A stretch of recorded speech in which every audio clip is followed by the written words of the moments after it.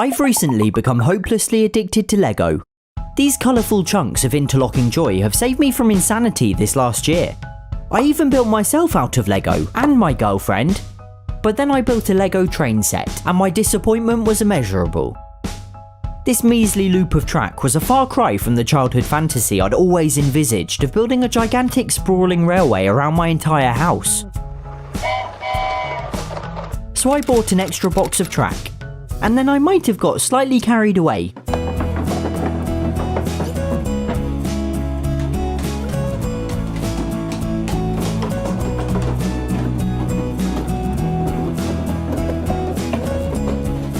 In total, I bought 52 boxes of additional track, consisting of 400 straight pieces, 200 curved pieces, 400 of these weird flexible pieces, and 4 switch pieces. Without doing any precise maths, I'm hoping this will be enough to satisfy that childhood dream of mine. But it's not going to be easy. Obstacle number 1, Mount Everest. Although only a single flight of stairs, for the Lego man it might as well be 8,000 meters. Summiting this peak will be no small accomplishment. Obstacle number 2, the English Channel. I mean, the Eurostar goes under the ocean, why can't a Lego train go through a paddling pool? Obstacle numbers 3 and 4, Ralph and Bella. These two meddlesome fluffballs are highly curious and love getting in the way. And I don't want this to just be a boring train ride around my boring house, so I'm going to add some obstacles of my own. If you enjoy this video, please consider subscribing. It really helps me out and enables me to make bigger, better and more ambitious videos. I got to work straight away on the stairs, since I figured they would be the hardest. Rather predictably, the train couldn't manage the angle of just going straight up. So I did some testing to find out what it could manage. I started at 5 degrees and first tested the train itself, then this second stripped back train with the GoPro mounted on, which I'd be using to film. Next was 10 degrees, and once again both trains could easily handle this gradient. 15 degrees was slower but doable, with the slightly heavier GoPro train just about managing. But at 20 degrees, the normal train really struggled, whilst the GoPro train simply failed. I mean, it would gain a bit more momentum each time it bounced off the sponge, but ultimately it was a no. At 15 degrees, the ramp would need to be around 9 meters long, so it would have to start in the living room.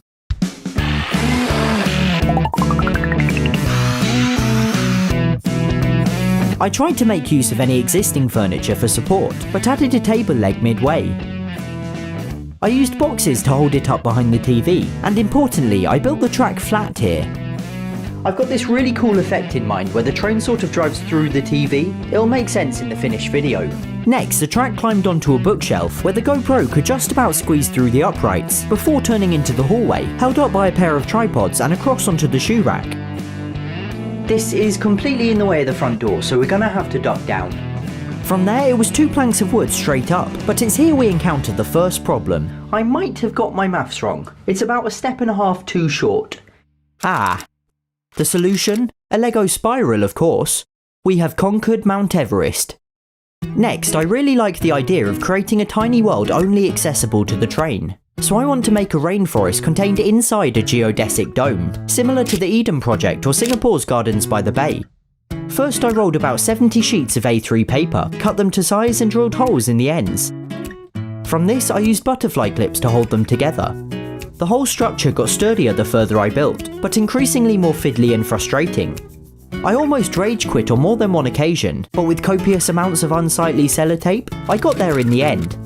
Obstacle number 3 came to inspect my handiwork, and clearly thought it was intended for him. So I've just put a waterproof liner down to protect the floor and drafted the track layout. It's going to be raised about 10 or 15 centimeters to allow for the height of the plant pots, so right now I'm going to build the wooden frame. I covered each plank of wood with camouflage tape to help them blend in, and then screwed on the track. There we go. Next I added some interestingly shaped chunks of wood, including one that would form an archway for the train to go under. And once I added the plants, it was transformed into a lush jungle, finished off with moss and some fake leaves. I also added this Miss Machine fountain thing, as well as 5 or 6 little Lego figures for you to try and spot along the way. This whole thing is so cool, and some of the views you get inside are crazy. I mean, look at this. Obstacle number 4 was evidently a fan too, although obstacle number 3 tried to eat the plants. This is why I call you obstacle number 3, Ralph. Finally, I used giant bubble wrap to seal each panel and really make it feel like a glass house. And it's done! I'm so excited to see how it looks with the train. Next up is the English Channel. Now, unlike the Eurostar, which goes under the seabed itself, I want my channel crossing to be a clear tunnel through the water. I used a small metal framed paddling pool and 2 Perspex tubes, each about 1 metre long. They're slightly too short to go from one side to another, but if I double them up and join them in the middle, there'll be a lot of wasted tube, so I decided to instead have 2 separate tunnels running diagonally. I roughly made the holes, removed the protective film, and fed the tube through. I used flex tape to seal the edges on the outside and sealant on the inside. I did an incredibly shoddy job, and it's certainly nothing to look at, but fingers crossed it will hold. I repeated this for the second tunnel, then added the track.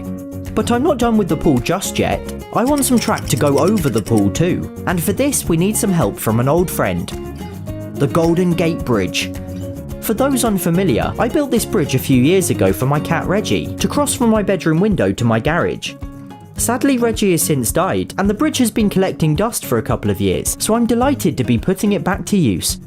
I ran it across the length of the pool, and using my now trademark shoddy woodworking skills, cobbled together a ramp for the track on either side. Connect it all together and attached the track, and it was time to fill the pool.